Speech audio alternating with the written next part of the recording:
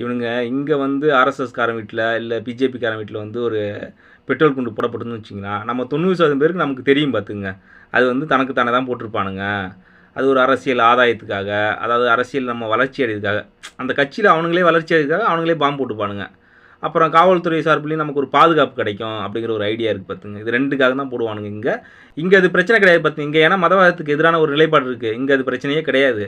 ஆனால் இது யூபியில் எப்படி இருக்குன்னு பார்க்கணும். யூபியில் வந்து ராமர் கோவிலுக்கு எதிராகவும் அப்புறம் யோகி ஆதித்யநாத்துக்கு எதிராகவும் மிரட்டல் வந்துருக்கு பார்த்துங்க. அது இஸ்லாமியர் பேர் வச்ச இமெயில் ஐடியில் அனுப்பியிருக்கானுங்க. ஆனால் இந்து அனுப்பியிருக்கானுங்க. இது என்ன பிரச்சனைன்னு வச்சிங்களா, உண்மை தெரிஞ்சிருச்சு. அவங்க புலன் விசாரணைலாம் பண்ணிட்டாங்க. யூபியில் உள்ள கிராமப்புற இந்துக்களுக்கு என்ன தோணுது, பாரா இஸ்லாமியர் வந்து ராமர் கோவிலை தகர்ப்பானுங்களா, அப்புறம் இந்து முதலமைச்சர் வந்து மிரட்டல் விடுறானுங்களா பாரா அப்படிங்கிற ஒரு எண்ணம் இருக்கும்ல, அந்த எண்ணத்தை விதைச்சிட்டானு பார்த்துங்க. ஆனால் இது ஃபேக் நியூஸு.